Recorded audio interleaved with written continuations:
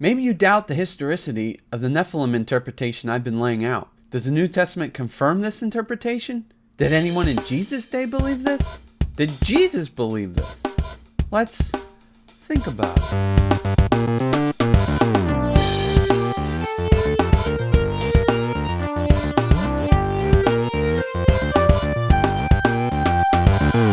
Hey, my name's Justin Harrell. I challenge you to challenge yourself to think about less taught biblical topics.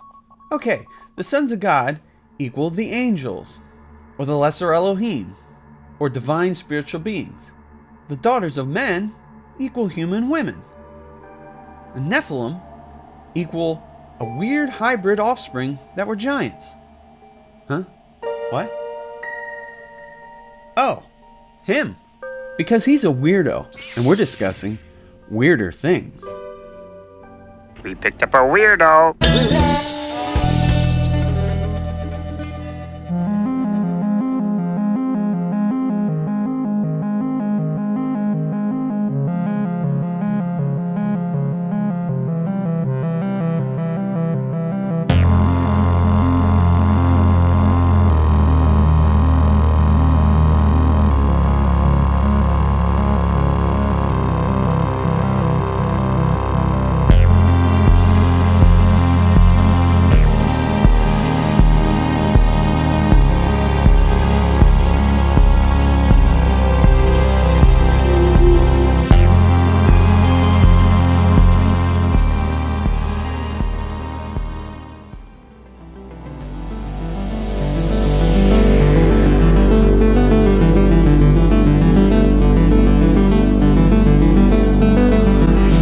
If you're paying attention, you notice last time was episode 9 and this time is episode 10. That's because I created a playlist called the Supernatural Zone, link in the description. This is the 10th show in that playlist. No, there won't be any prequels. We've dealt with Genesis and 1st Enoch. Now let's switch our focus to the New Testament and deal with Jude. Jude is a short 1-chapter book with 25 verses, but it's really packed with interesting tidbits. Jude 6 and 7 say, "And the angels who did not keep their proper domain, but left their own abode, he has reserved in everlasting chains under darkness for the judgment of the great day. As Sodom and Gomorrah and the cities around them in a similar manner to these, having given themselves over to sexual immorality and gone after strange flesh, are set forth as an example, suffering the vengeance of eternal fire." Okay, what is Jude talking about?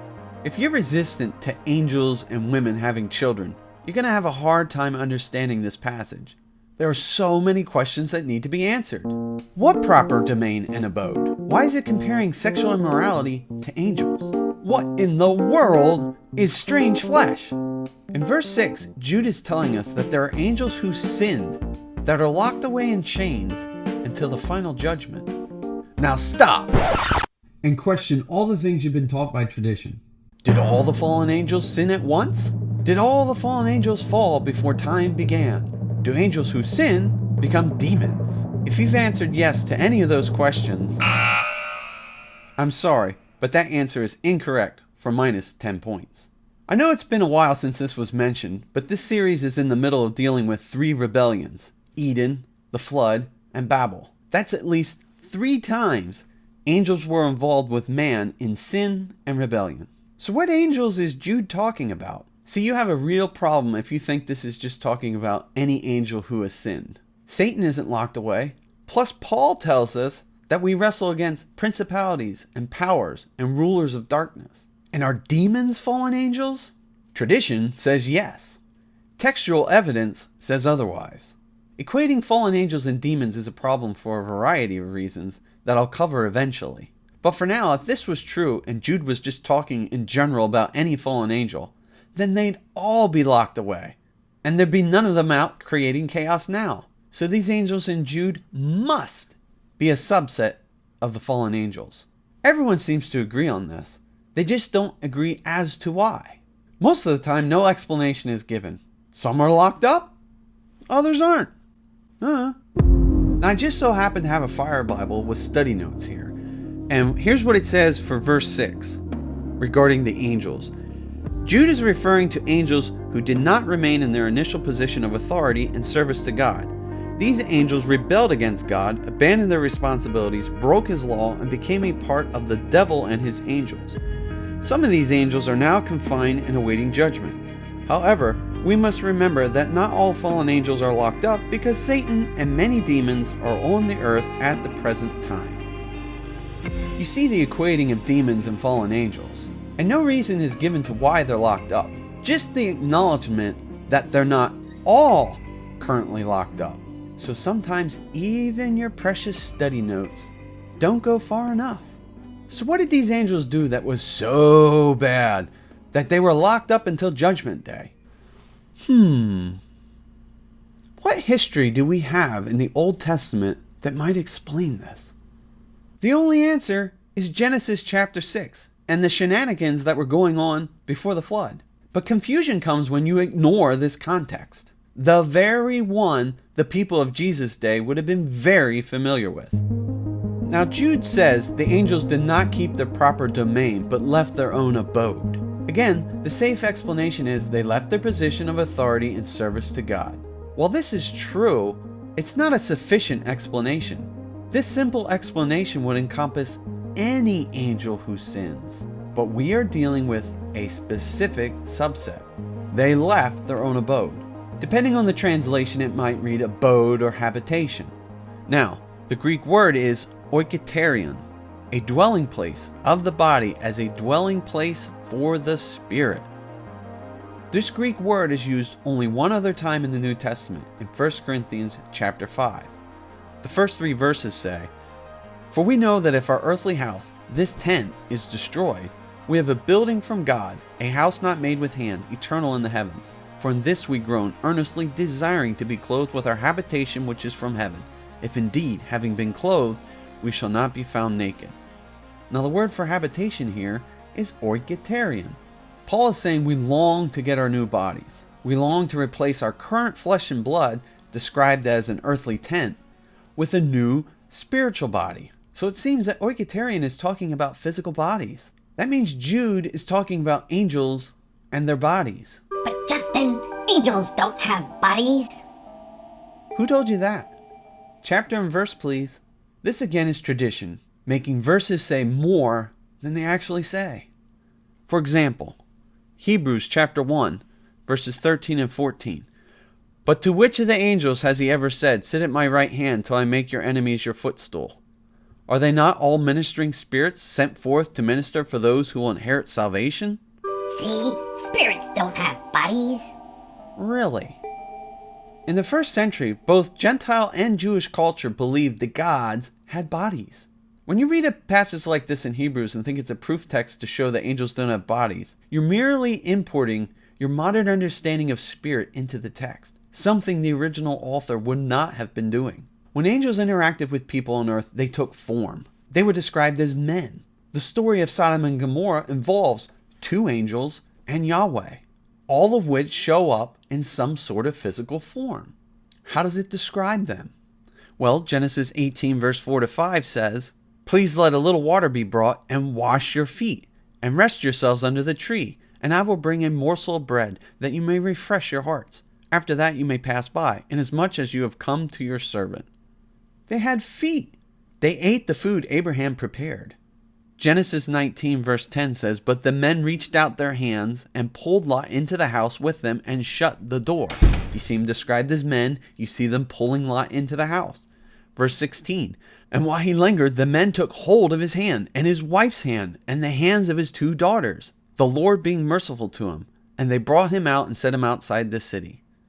They could grab hold of people. They had hands.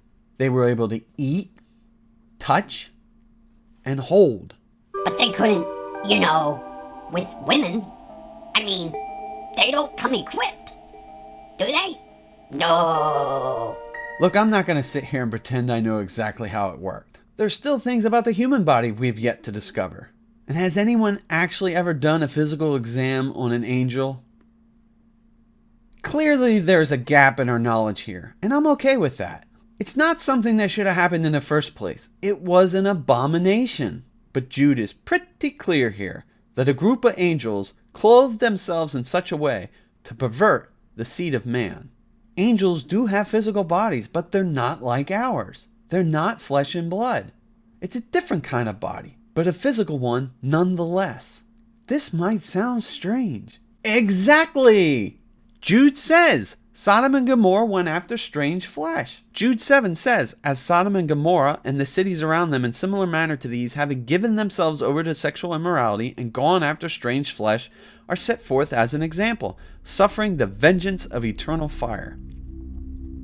Now first off, we got to talk about something here. There's this nonsense growing in popularity today that Sodom's sin was not sexual. There's a big push by progressives and liberals to say that Sodom's sin was only pride and lack of hospitality. Ezekiel 16:49 says, look, this was the iniquity of your sister Sodom. She and her daughter had pride, fullness of food and abundance of idleness. Neither did she strengthen the hand of the poor and needy. And that's where they stop and they go, there we go, see? But let's keep reading further. Let's go to the next verse. And they were haughty and committed abomination before me. Therefore I took them away as I saw fit. What abomination? Well, Leviticus chapter 20 verse 13 says, if a man lies with a male as he lies with a woman, both of them have committed an abomination. They shall surely be put to death. Their blood shall be upon them. Yes, this sin happened there. Don't be stupid. It's the reason the word sodomy means what it means today. But worse things than even that happened there. They wanted sex with the two angels. Genesis 19 verse 1 says, now the two angels came to Sodom in the evening, and Lot was sitting in the gate of Sodom. And then we jump down to verse 4. Now before they lay down, the men of the city, the men of Sodom, both old and young, all the people from every quarter surrounded the house. And they called to Lot and said to him, where are the men who came to you tonight? Bring them out to us, that we may know them carnally. Strange flesh? Yeah, that's strange. And that's exactly what Jude was talking about. Now the word strange here in the Greek is heteros. It means another of a different kind or nature. Sodomy is defined as homosexual behavior. Heterosexual behavior, we know, is men with women. So why is angel man sex being described as heteros? Because an angel's body and a man's body are different kinds. Jude is comparing whatever the angels did to deserve being locked up to what was being done in Sodom. It was a sexual sin. Don't just dismiss it because it's unpleasant.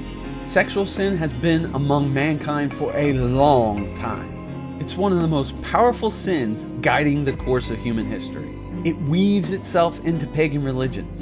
It's warned about over and over again in the New Testament. It's a sin against our own body. These angels were involved in a plot to pervert the line of man and to stomp out God's creation. If successful, they would have prevented any redemption of mankind. God intervened and locked them away until judgment. No matter how strange this may sound, it's something you should think about.